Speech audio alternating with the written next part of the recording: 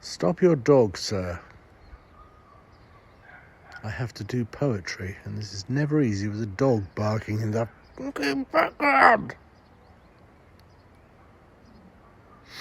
Okay, here we go with a bit of Goethe for you.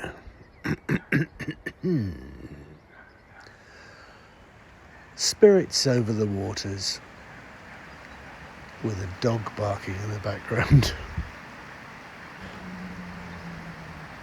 In October 1779, during his second journey through Switzerland, Johann Wolfgang von Goethe stayed at the parish house in the Lauterbrunnen valley.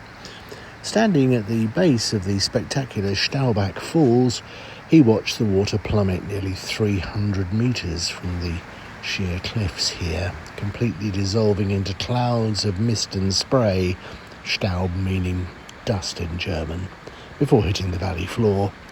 Well, mesmerised by all of this movement, he wrote this song, the song of the spirits over the waters.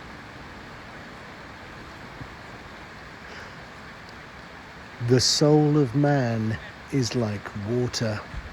It comes from heaven, it rises to heaven, and back down to earth it must again, eternally changing.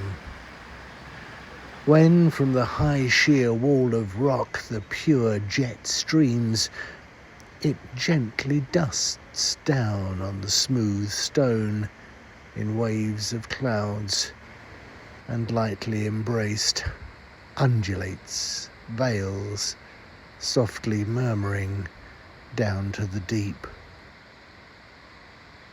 If cliffs obstruct its fall, it foams angrily step by step into the abyss. In the flat riverbed, it steals through the valley's meadows, and in the smooth lake all the stars feast on their own faces. Wind is the wave's fine lover. Wind mixes the foaming swell.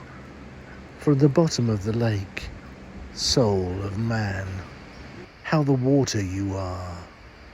Fate of man, how like the wind.